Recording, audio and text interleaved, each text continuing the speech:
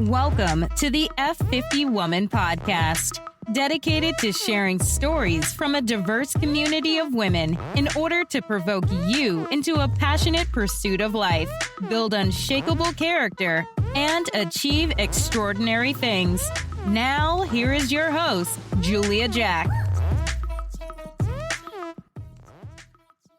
I got the opportunity to sit with this woman, whose character cannot be contained, and whose story is bigger than the time we had to chat. She was tossed around from home to home as a young girl, and she was treated like an outsider. She became hardened and angry. That pain would show up in her body as illness. But she survived to become a woman who tells it like it is, while keeping God in focus. She's full of stories. She's a sister friend and another F50 woman.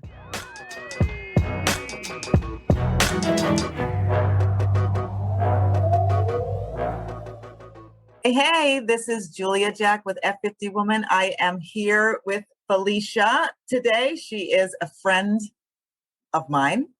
She's a friend of the family. She's just an all-around amazing woman. And when I heard her story, I said, I have to share it with all of you, that you all have to hear it. So Felicia, thank you so much for joining us. Thank you for having me.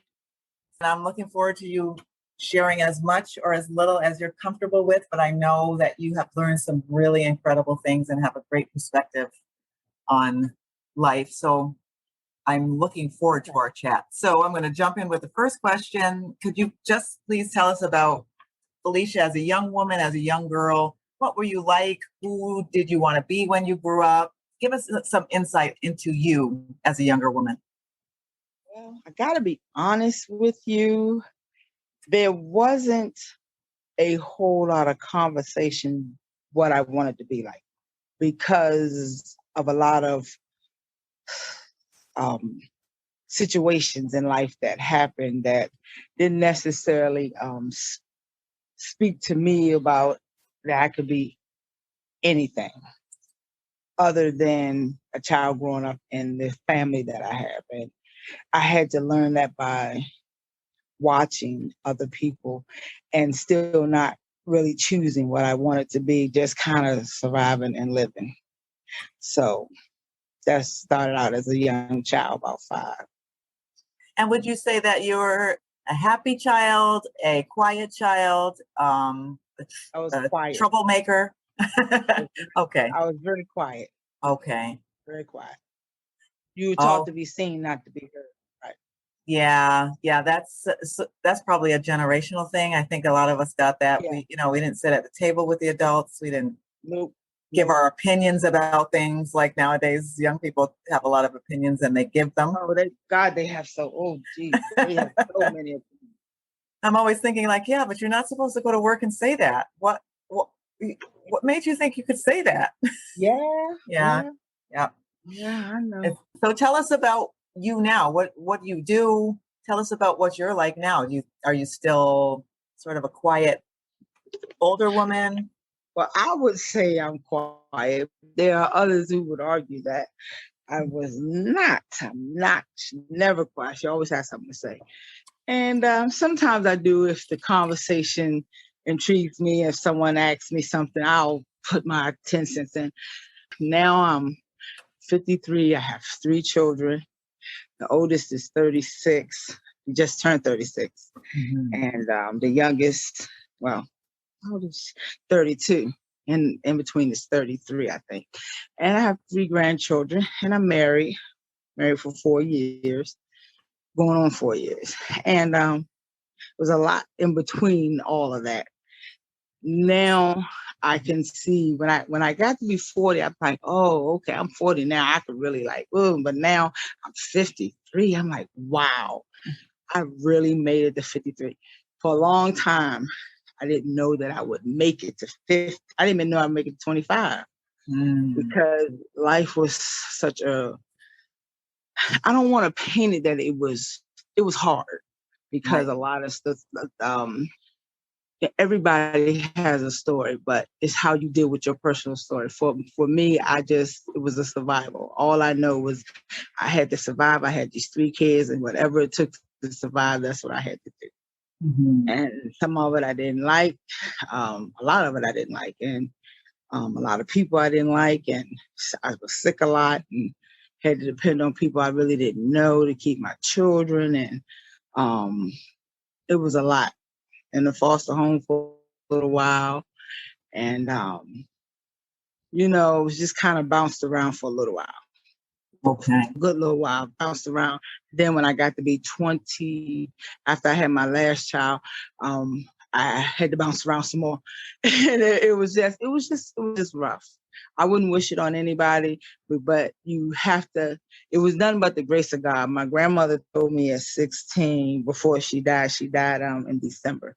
And she always used to tell, I don't know why she used to have this conversation with me. I never understood that. When I look back on it now, she always tell me, honey, whenever you have a problem, you can always call on Jesus. I was like, I don't nobody know Jesus but you, right? That's what I used to do. I know Jesus. Yes. What are you talking about, Grandma? Yeah. And then when I got to those tough spots raising my children, I remembered what she said, but I didn't know how that was going to work for me, so I had to try it to see if it worked. And I never really paid enough attention, but now looking back, hindsight 2020, he was there. God was there the whole time.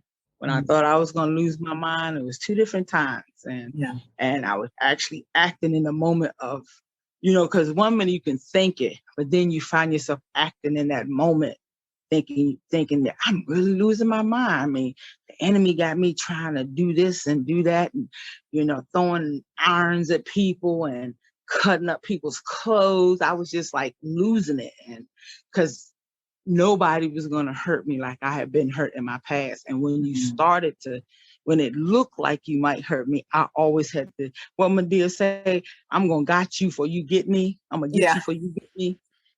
So that was my mentality, because for one, I had to protect myself, because if I didn't protect myself, who's going to protect my kids? And I had to be protective of all of us. It was so funny because I was just at a cookout today celebrating another young lady graduated.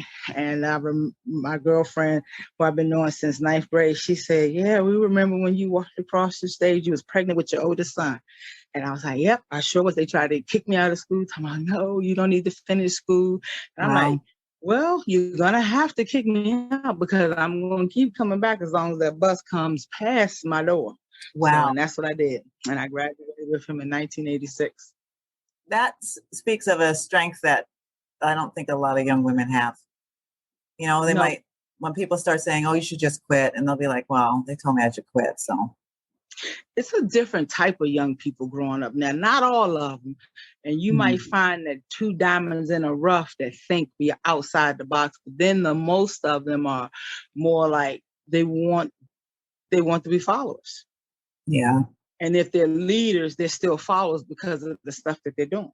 Yeah. And it's so funny because I had to deal with a young lady yesterday.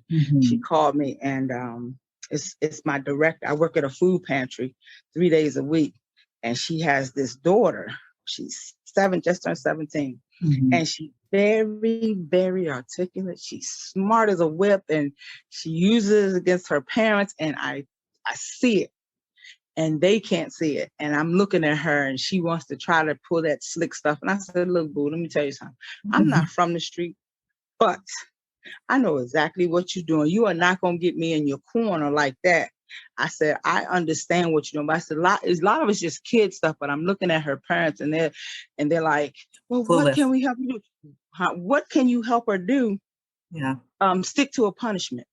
When you take her phone, take her phone. Yeah. I said, and don't break down on her just because she wants to give you that story of,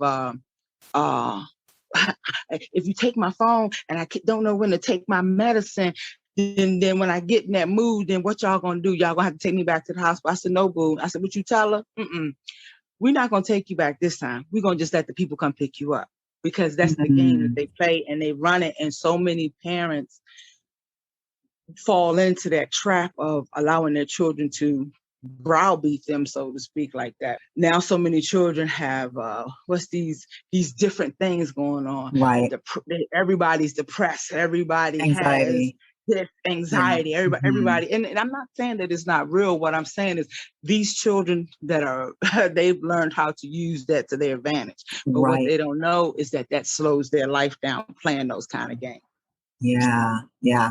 It holds their life in a state of suspense when you could just be going on and doing the stuff you supposed to do. Now you got to take time out to see this doctor, to take this medicine, and you don't. And then now they smoking weed, and weed suspends their life. They don't understand it, And that was she tried me, but I was like, girl, I'm not your parents. Her father said, well, honey, we don't beat you, so I don't understand why you were scared to come. That girl wasn't scared to come on. She didn't want to face the truth.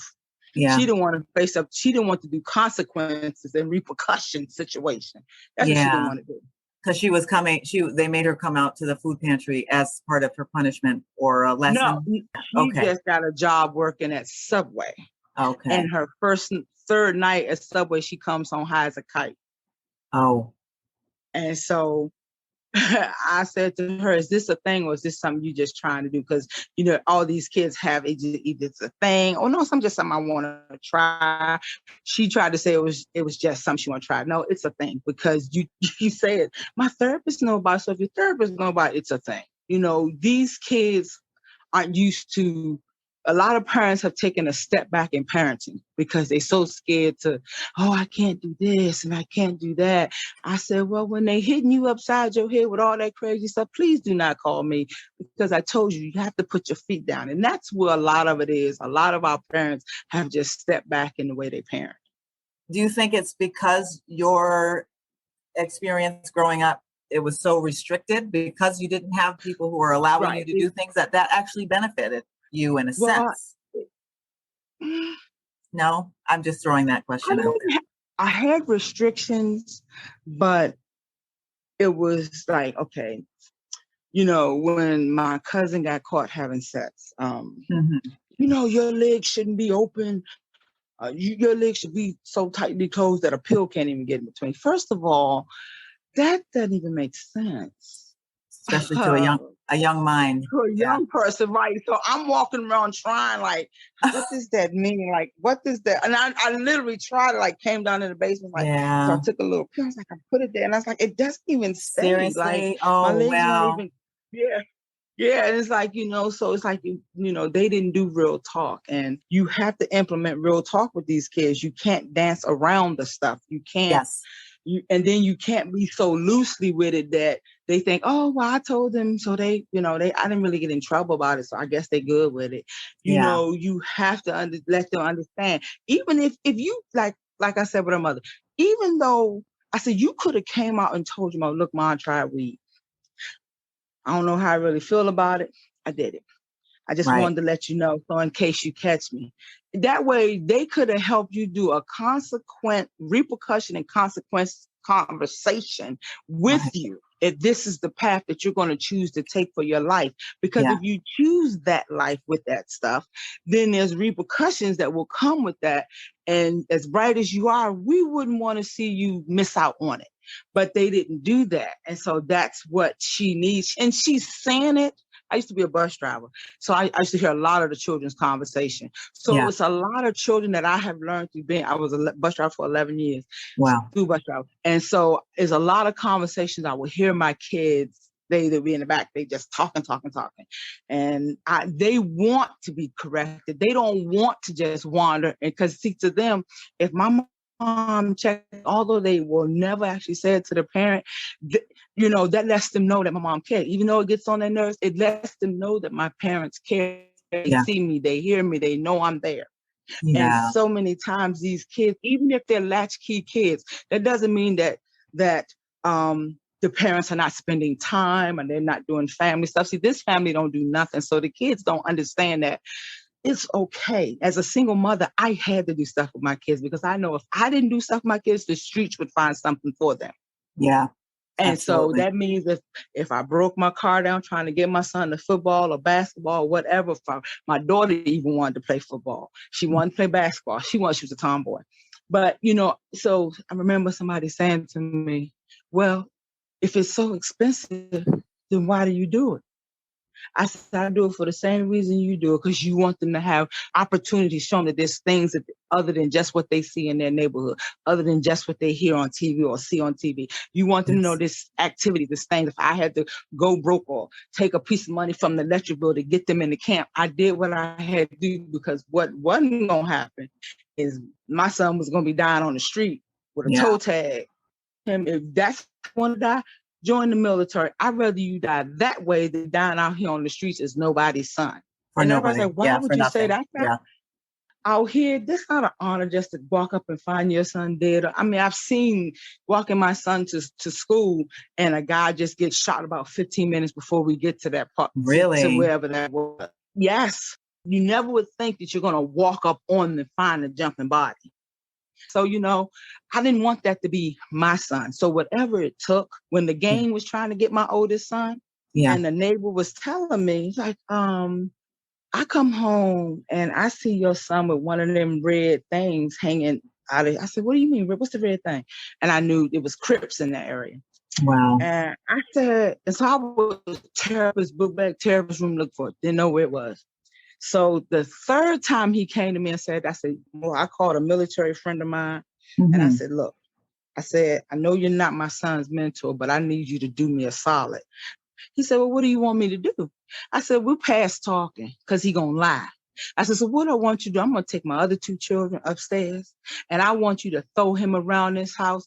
Don't break a bone, bust a lip, a little bit of blood. I don't care about that. Whatever it is you gotta do, because see what they're gonna do to you. How old was he at this point? He was 9. So I said, well, since this is the game he want to play, let me help him out in his initiation. So I had the guy come down. I moved the furniture out the floor, and I had him throw him up against walls on the floor. I said, aside from, I said, even if you swallow a finger, whatever it is you got to do, it's nothing compared to what they're going to do if they get you in this game. I said, so I'd rather have him beat up in my house than to have somebody that I don't know beating him up.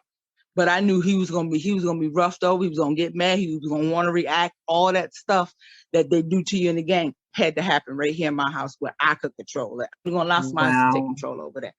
Oh my gosh! And what a choice! After I did that, I had to make the choice. What a choice! Because if not, the streets would have made it for me.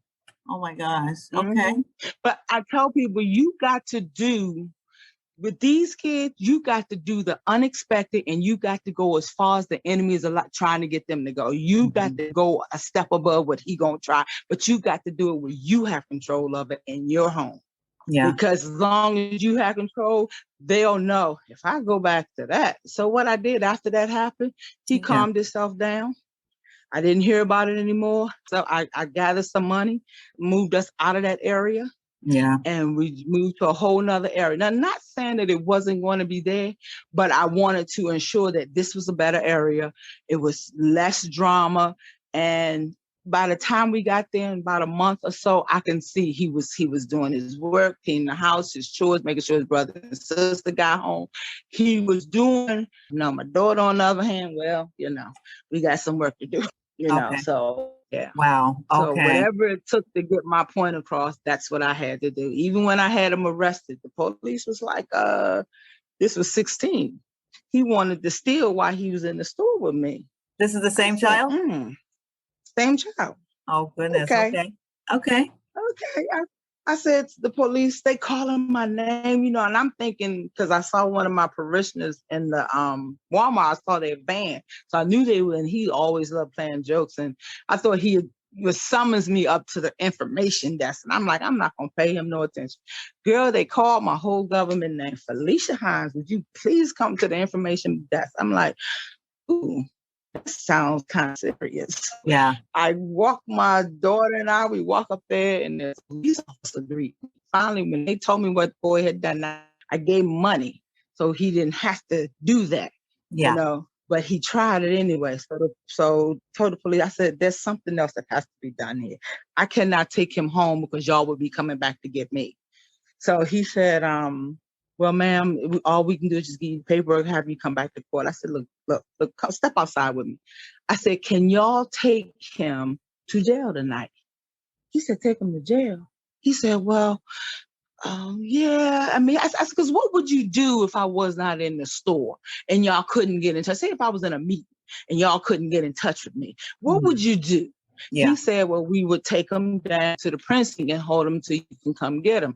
I said, how long can you hold him? He said, 3 to 4 hours. I said, I tell you what, I got 2 more children I got to cook for, and I got to get home with them. I said, take him down to the precinct for those 3 or 4 hours.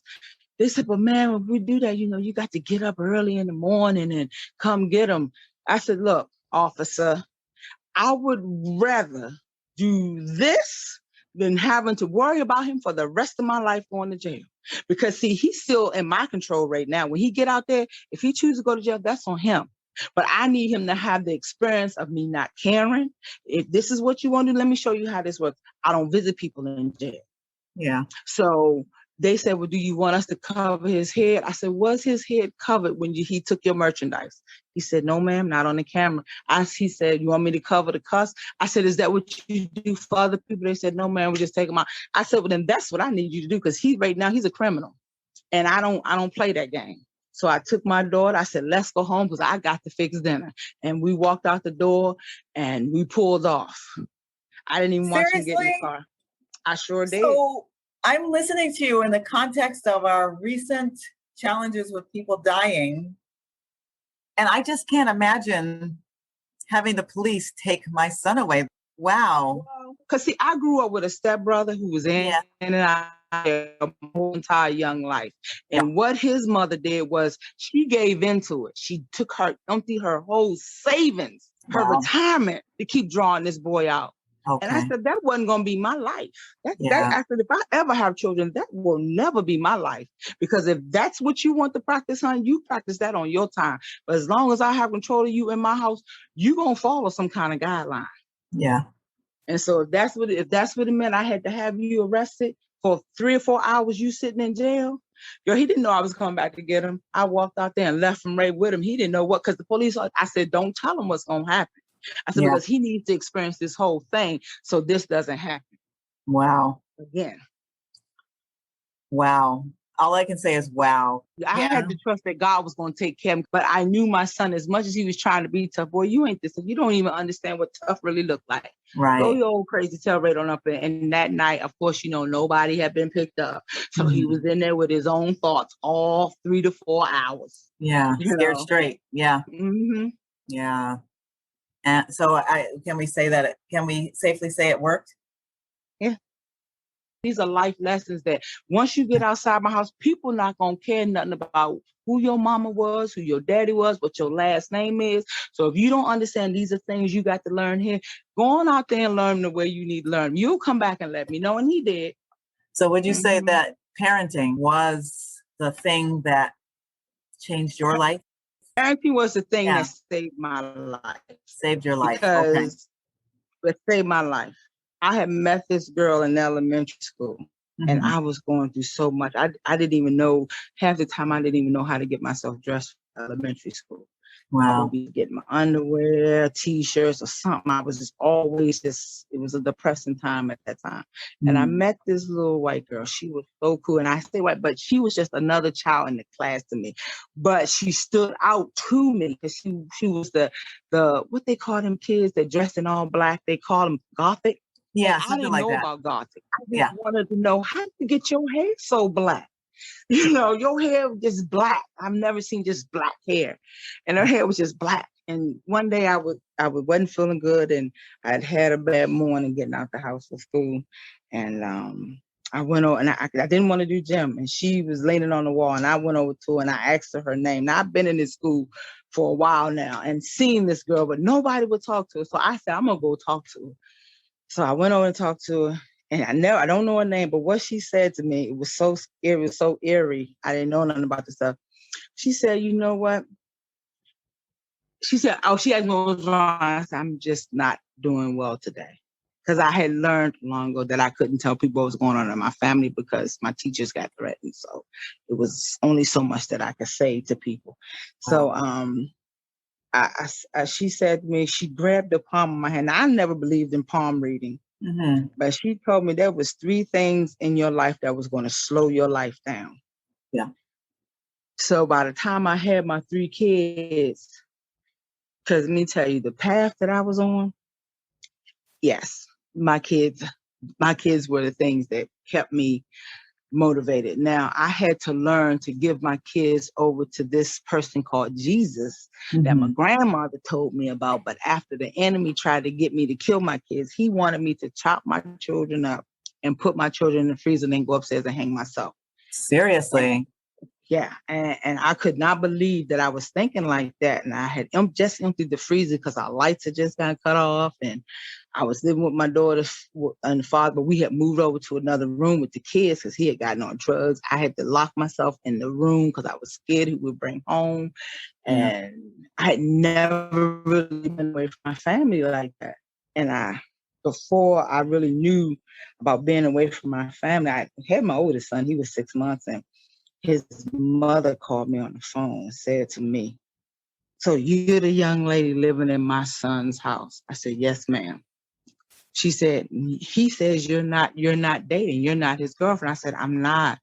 She said, "Well, how you think you're going to live in a man's house and you're not doing no sex with him?" Oh boy. Seriously? His mother said that? I said, his mother said that to me.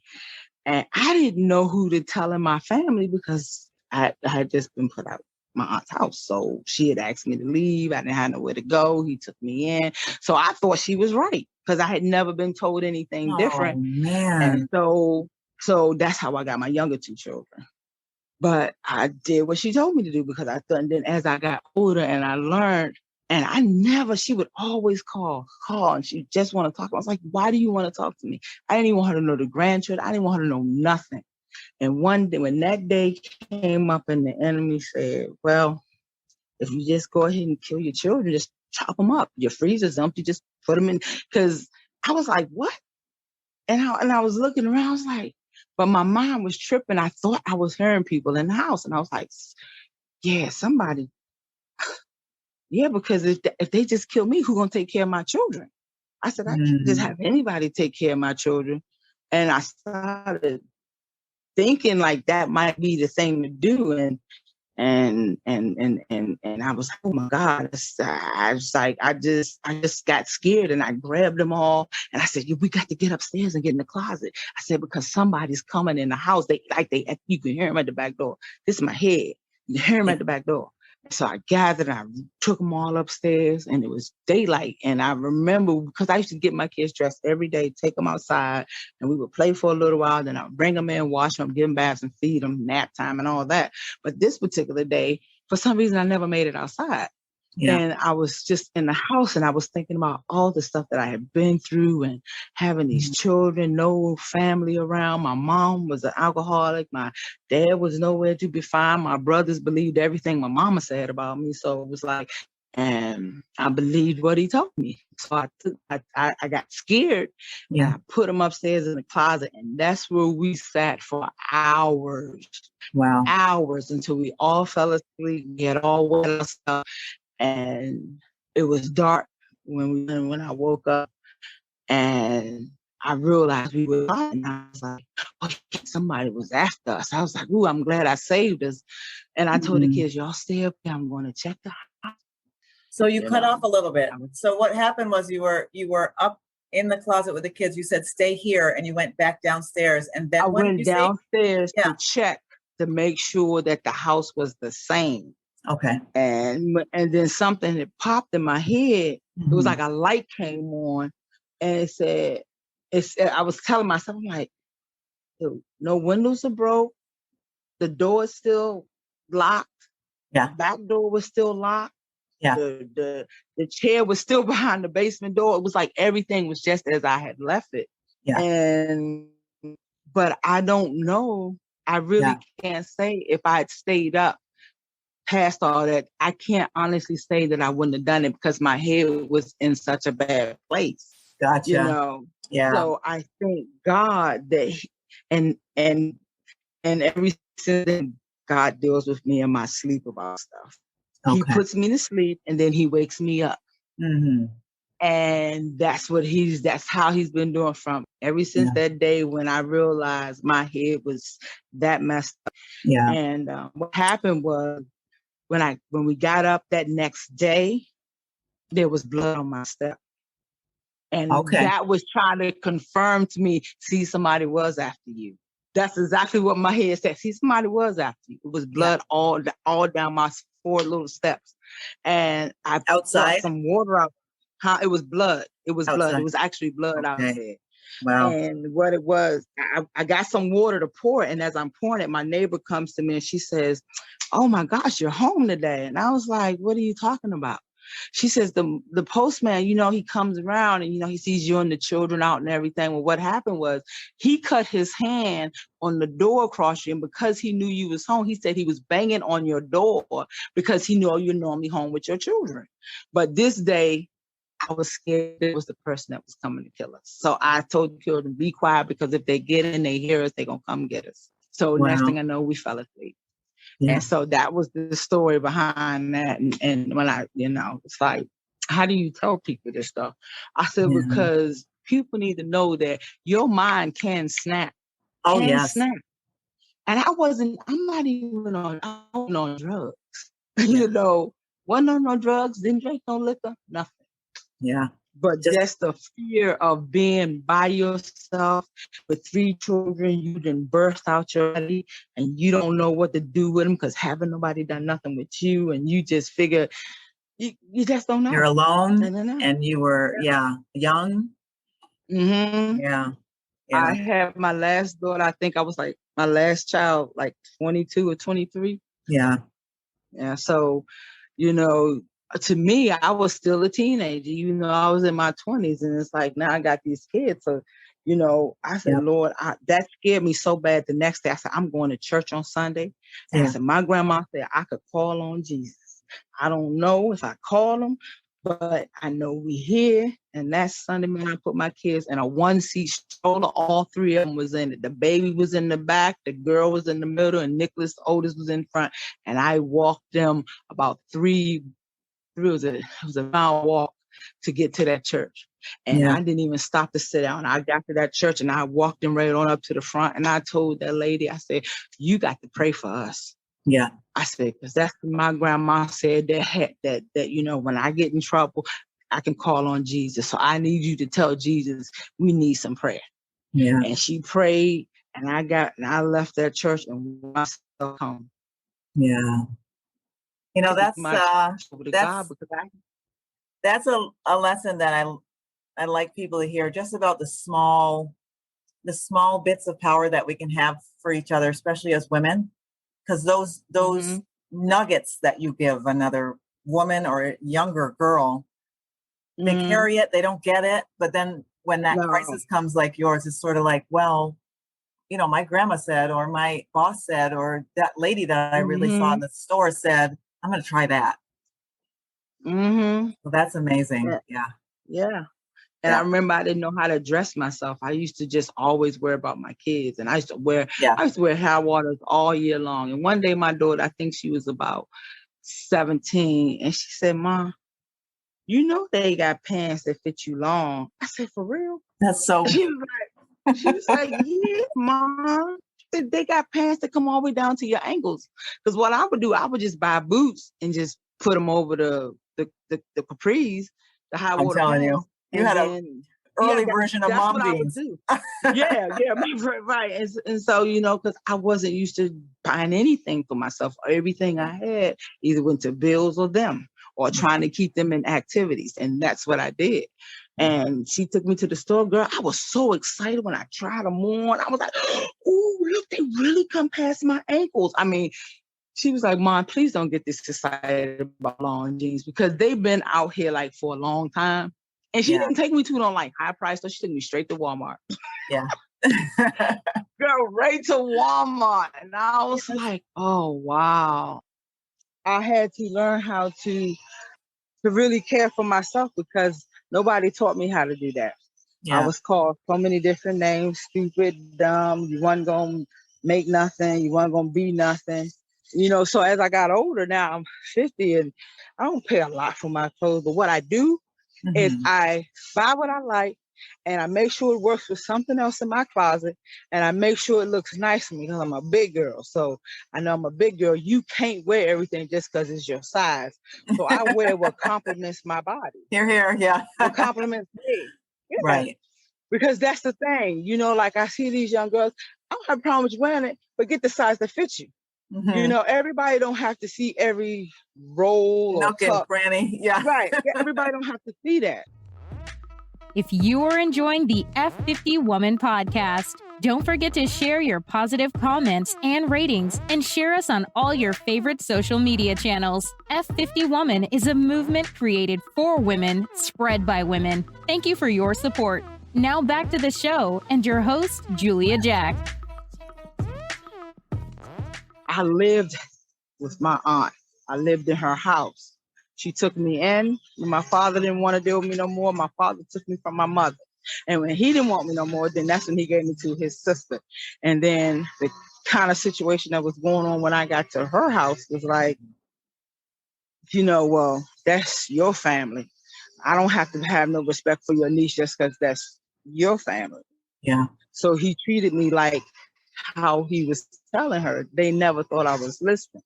But yeah, that's how he carried it. That's her family. And he treated me as such.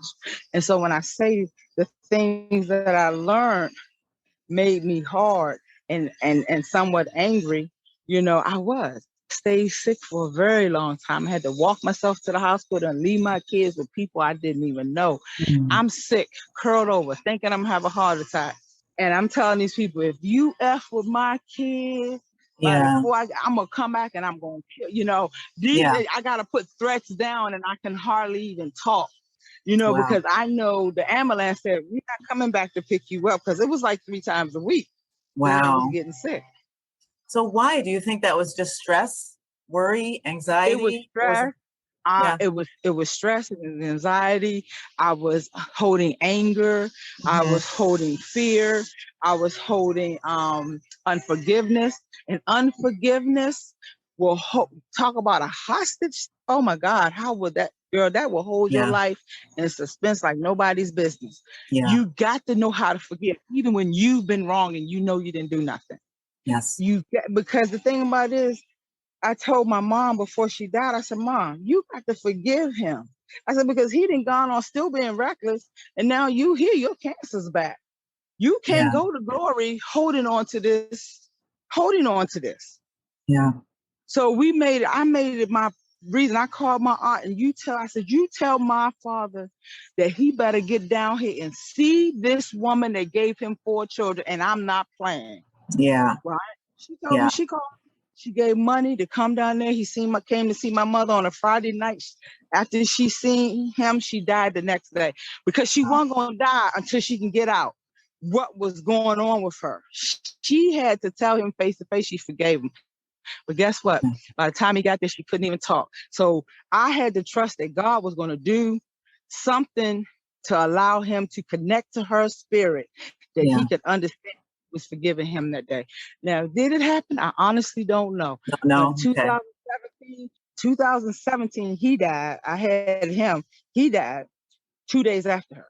In the same 2 different years. She died in 14. He died, not 2 different years, separate years. She died 2014, June 28th. He died 2017, June 30th. Wow. Okay. So forgiveness is what will make your body literally sick. Yeah. Sick mentally, physically, and then you die. Because if you don't do it, it's just taking you down to die. Your Eating body you up. Yeah. Up from the inside out. Yeah. Yep. It distorts your whole way of looking at people, of looking at just life being great. Like I'm standing outside right now. I grew up in this neighborhood. Yeah. And I'm standing outside and I'm thinking, Lord, I survived this. As I'm talking to you, I survived this. Yeah. Because before I couldn't come back to this house. I wish I can show it to you. Let me see. I'll show it to you. Can you see? No, because your camera's off. Oh, okay. This is the house I grew up in. It looks nice. Yeah. Green and it was a jail. Yeah. It was a jail. It was a bad foster home. How did you end up being so wise, aware, conscious? How did that happen? How did you end up this way with such wisdom to even give your parents when they were older? Where do you get it from? My aunt used to tell me, and not just her, but I would hear people saying stuff like, God will give me random people in my life that would show up like a mom to me, and they would always give me nuggets of stuff to go on, to go by, to say, like the lady that was killed by her roomer. And she would say, honey, I'm going to tell you some stuff you may not know what to do with right now. But when you start going through, God is going to show you exactly how to use it. And so he had given me those kind of people off and on in my life. Wow. And I call them they might be my third mom, fourth mom. They was just my moms. I remember when I first started social service, I was so scared. That was like, I had to strive. I was living in a 2-bedroom house that people didn't want to give me a bigger place because I was a renter. And they was like, well, we can't get you a bigger room because my daughter was getting old. And I was like, well, I picked up the yellow pages and I started looking for stuff. And I was like, you know what? God had just put some things in me. I didn't even know it was happening. And that's how I found, like, I went and found an apartment. And I was always told, if you're going to do something, you got to do research. Okay. So I had to go research how to find a job. I had to go research how to find me a new place that fit me and my 3 children. Yeah. So what I did was, my aunt helped me get a car, and I looked up the company that I was working for here, and I looked for it in the county that I was trying to move to. And I went to that company. I said, I found y'all in the phone book. I have moved to this county, but haven't lived in my house yet because I've been staying with my aunt because I don't have a job here. And I didn't want to do the back and forth because I would be late getting back to camp to pick my kids up. Yeah. So I stayed here for the whole summer. July 7th was when I got approved for that place. And that was God's grace and favor for my life. Yeah. Right. And I said, okay, I got approved the month of May. July 7th, it was done. Yeah. Number 5, grace and favor. 7 is finished. I'm here. I'm there. I got the job.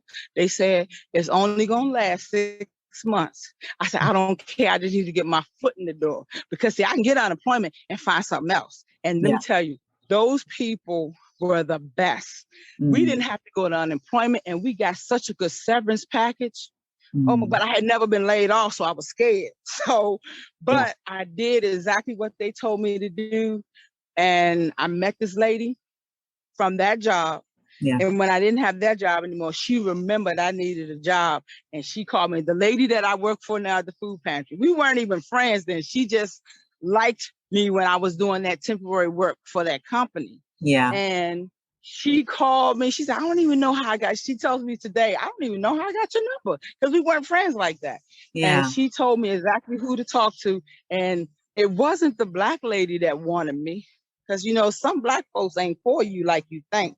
So I thought that because I had done some temporary work with this lady when I got that other job, they didn't even like me. But that's cool because I didn't really care for her either. I went to the head lady who was the assistant director of social service, and her name was Joanne Zach. Let me tell you something. That lady said, I want her. I want her to have this position. I was there 6 years. Wow. 6 years. Yeah. Doing that job until I went to housing. Yeah. Yeah. So this lady, you just because they not our color, that don't make them not people. That lady just liked me for me, and I just liked her for her. Yeah. And we got along good. Just because she was an old white lady, that don't mean she was an older, mean white lady. Yeah. Everybody got issues. They just come to work anyway. She had some things that people didn't understand. It wasn't for me to understand her issues, but I became a friend of hers. And she hired me, and every now and then she would call me up to her office and just want to talk to me. I just thank God because God has put some good people in my life. And this one older lady that everybody didn't like, she was a Black lady, she didn't like it because she was had too much mouth. But let me tell you something. To this day, that lady, if I want any truth, Yeah. she always tell me, she says, you know what, Felicia? One thing I learned about you is you got to stop thinking that everybody's like you.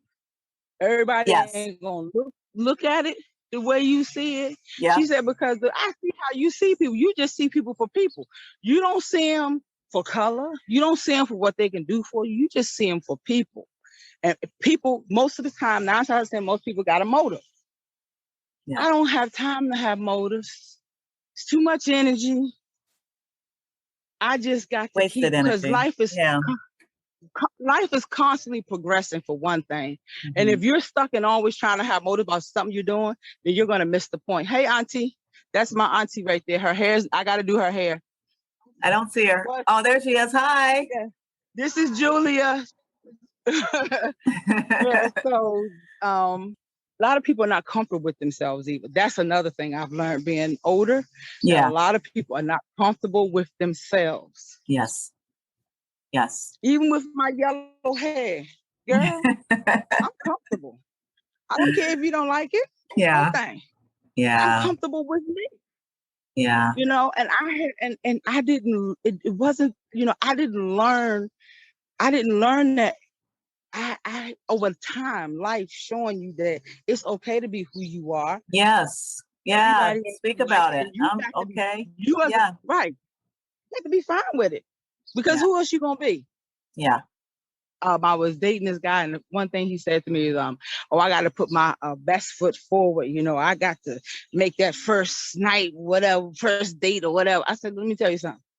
If that's your idea of dating, you can keep that, because who I am when you meet me, that's who I am all the time. Now there might be some tweaking, some twerking that'll go, but if you're not trying to tweak it and you allow God to do the tweaking that needs to be done, that will stay. Me trying to put up a face or that being something Faking that I'm for that moment, that ain't gonna last. It's not going to last. Yeah. And then when the covers uncold, then you're gonna act like you didn't know. Yeah, because they faked it. Yeah. But God, what I learned though, is God will give you insight to even that. Yeah. Be you at all times. Even though it look crazy, people don't understand, be you. If you find one good friend in life, consider yourself blessed, because a lot of people don't understand what the word friend means. They don't understand that, you know, friend, there's a certain loyalty that comes with that. Yeah. You know, is a certain, because those friends they're not leaves. You know, a leaf will wither up and fall off, but a friend is a branch, and they go with you through life. I like that. Like the girl that I seen today, Sharon, I met her in 9th grade. We lost connection right after my son Nicholas was born in 86, for about maybe 7 or 8 years. Right. Let me tell you, she found my daughter on Facebook. She didn't know, she wasn't sure it was my daughter because her features had changed, but there's always something about your face that stays the same. And that's what happened. She said, "I remember Reva." She said, "I couldn't believe it. That was Reva." And she found me. She's a branch. Yeah. She's a branch. Corinne is a branch. Yeah. As crazy as our relationship is, she's a branch. Yeah. You know, and so what is the value in having branches? Why is that so important? Because they become like your family. It's like, you know, they become this strong root in your life. Yeah. And that's good to have that, because these farewell people that just blowing in the wind, they don't mean you no good. They taking your business to and fro. And people that you ain't never met on the face of the earth know you by your business. All you gotta do is say one word. They know you by your business. Those type of people come a dime a dozen. Mm-hmm. I'd rather have branches than leaves. But leaves are also, they're used for something. So, you know, there is a reason for momentary. Them. Right. There is a reason for me, because God said he'll use your enemies to bless you. So I'm not going to say every leaf is an enemy, but if you don't mean my life no good and all you're doing is taking what you know about me from here to there to there to there, then you're a friend of me. Yeah. Yeah. So you're on the street where you grew up. Say you see Yeah. a young woman walking down the street right over there to your left, and she's coming down. She looks heavy and burdened, and she's got a couple of kids in her hand. What advice would you give her? Well, I wouldn't necessarily approach her first. Pretend it's you that was coming down the street. God allowed you to time lapse and see yourself walking down the street. You get to go back in time. What would you tell yourself? That's you. What would I tell myself? Yeah. Your younger What self. I know now about life, Yes. learn to love yourself and have respect for yourself. Oh, And you okay. can learn that at an early age. When I used to live in Section 8 housing, and I would see these young girls with their daughters. Yeah. And I was like, baby, why your baby hair not done? I said, your hair look good. I said, don't you know you need her to have the same pride about herself at 6 as you have at yourself at 25? Yeah. I said, because if she don't learn that now, when's she gonna learn it? Yeah. That gives her. I said, look, I tell you what I used to do children's hair for them. If their mothers just wouldn't take the time, I would call them in, I would ask, is it okay if I take your daughter in to do her hair? I just want to make her pretty for the day. I would do a cornrow style, hook her up with some beads, and that girl would be popping. I used to do that. That's what I would do, and I did it. And I couldn't do it anymore because my fingers, arthritis in my hand. They can give you a missionary badge in church. That don't mean you don't have to do missionary work. Anybody that believes and understand what Jesus brought to their life and how Jesus brought them out or whatever, you automatically become a missionary.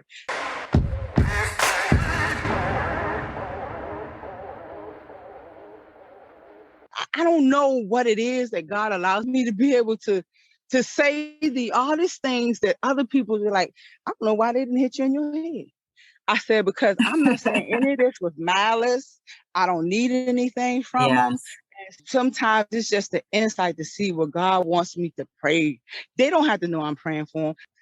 It's just crazy because your sister always tells me, she says, I don't know how you say that to people. I said, I don't know. It's just the grace of God. I tell you, it's just the grace of God. It's not me. It's not me. Yeah. I told this one lady at social service, she brought her son. That was the biggest 1-year-old I had at that point I had ever seen in my life. His ear was big. He just like a little box truck.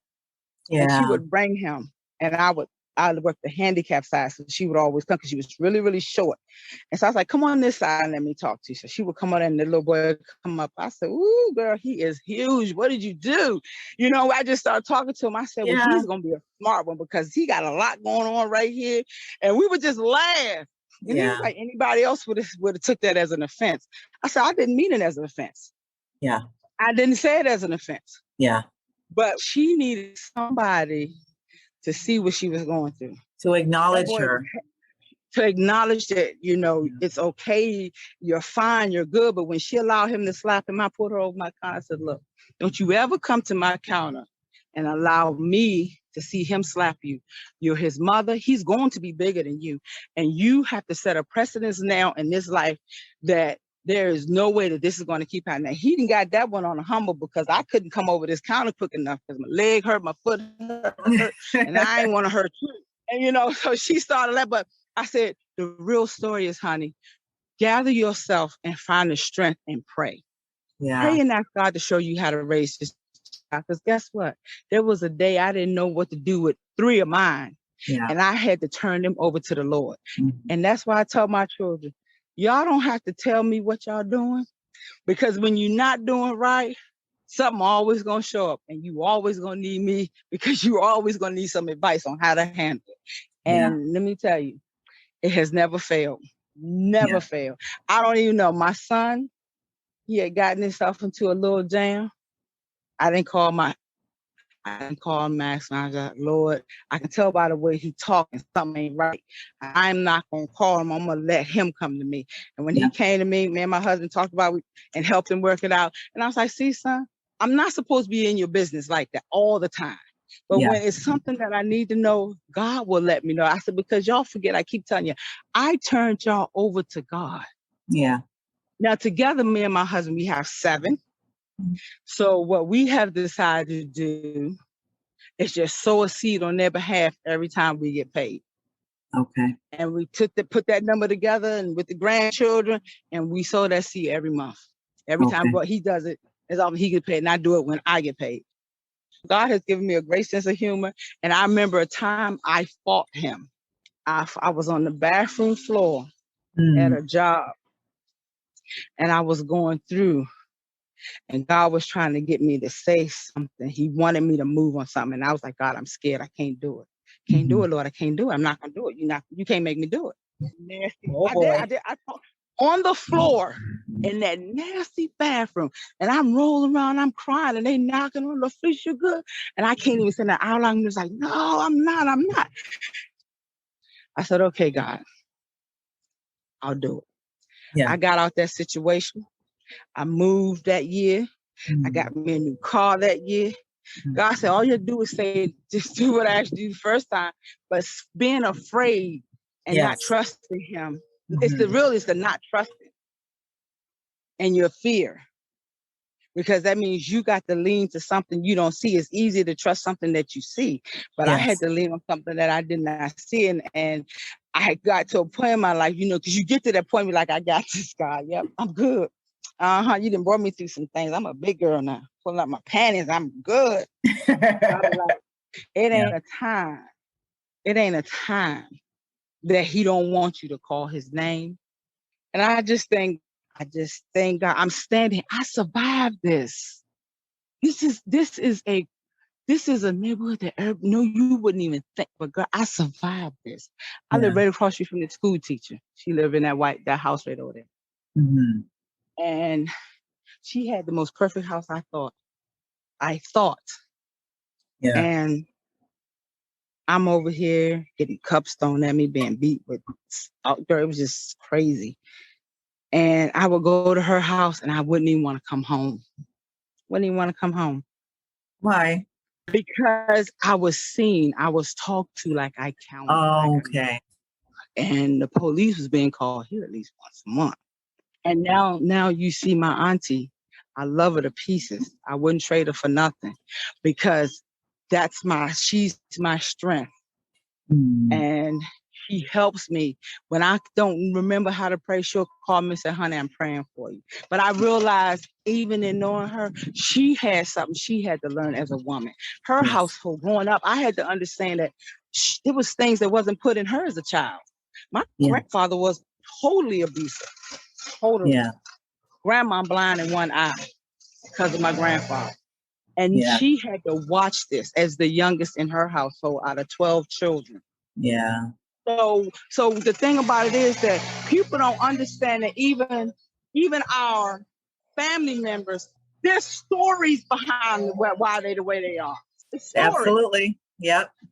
Everybody has a story. We are thinking that everybody should be fully grown and fully aware, but they may not have been filled with that, like you said. Right. Yeah. Right. There's stories. I had to understand my mother is dying. And I got to understand why my mother's so bitter. Why did she choose alcohol? Yeah.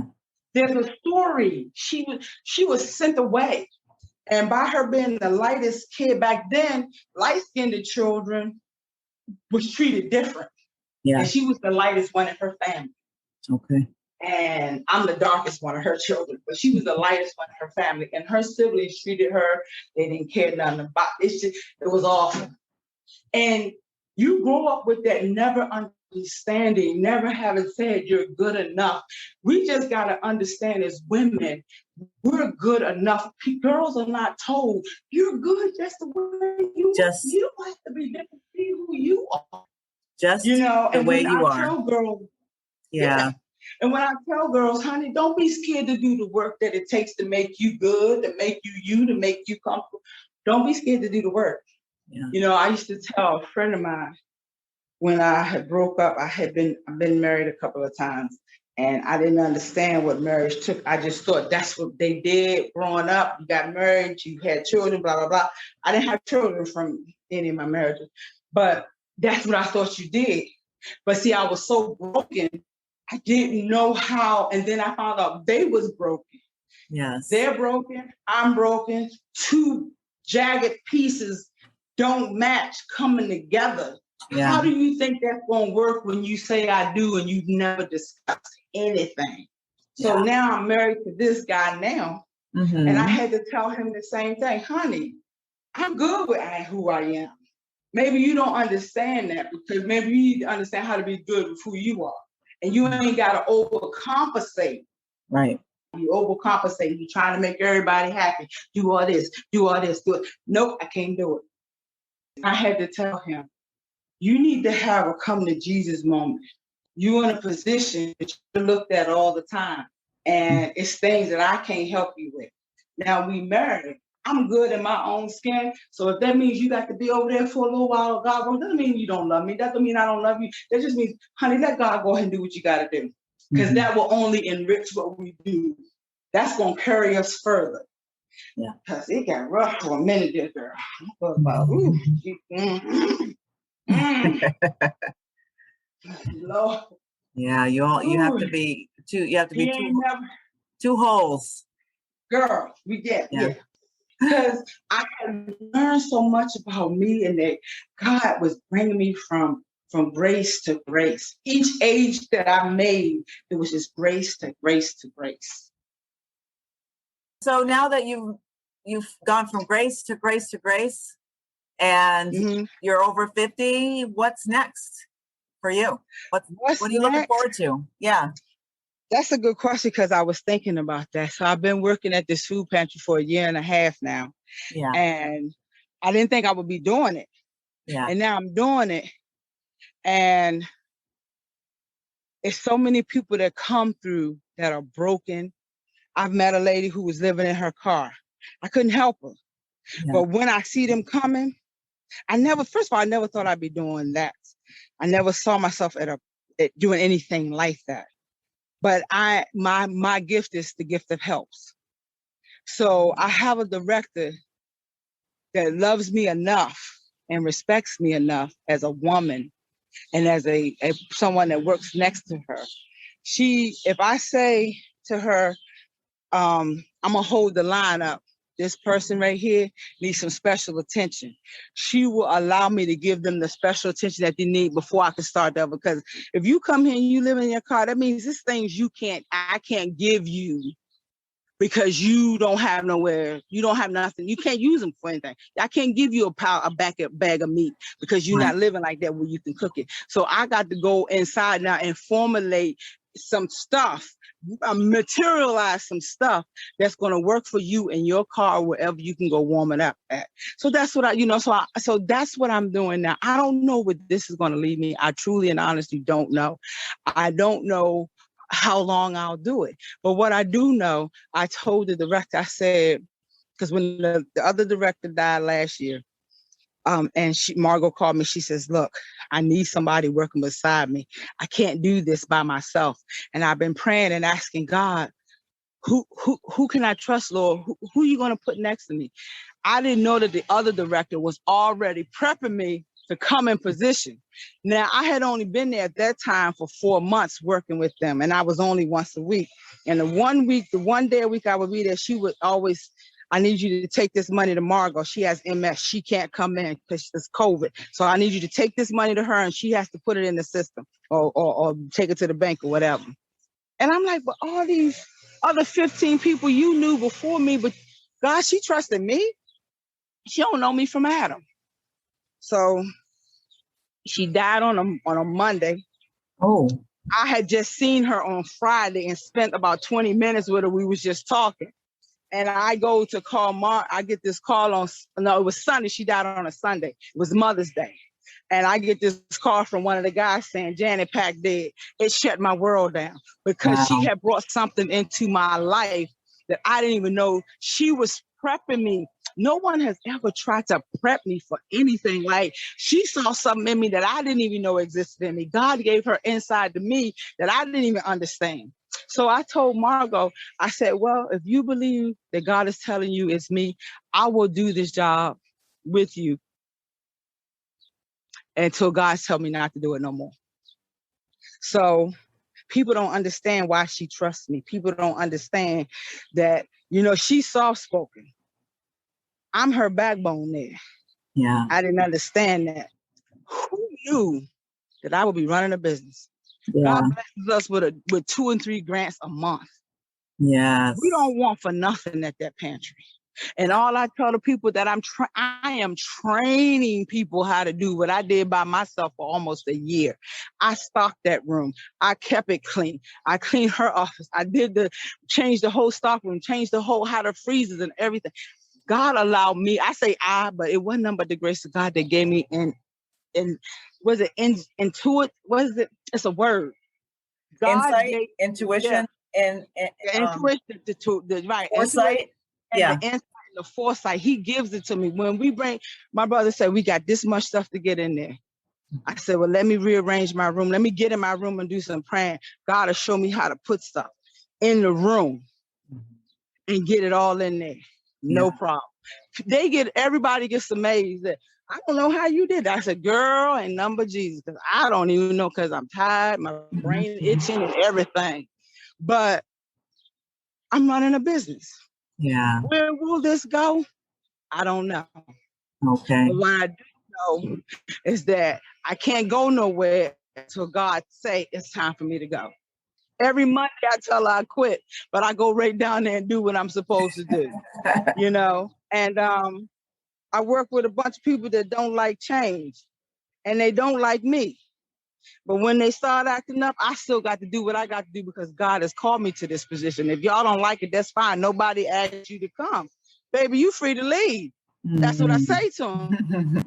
One thing I can't do with a bunch of people that's over me is do patty cake with them about the BS they doing here. We're not going to do that. What we're going to do is we trying to work in harmony. I had to tell the lady on the phone, don't call me with no more of this stuff unless you talk to the director. I am her assistant.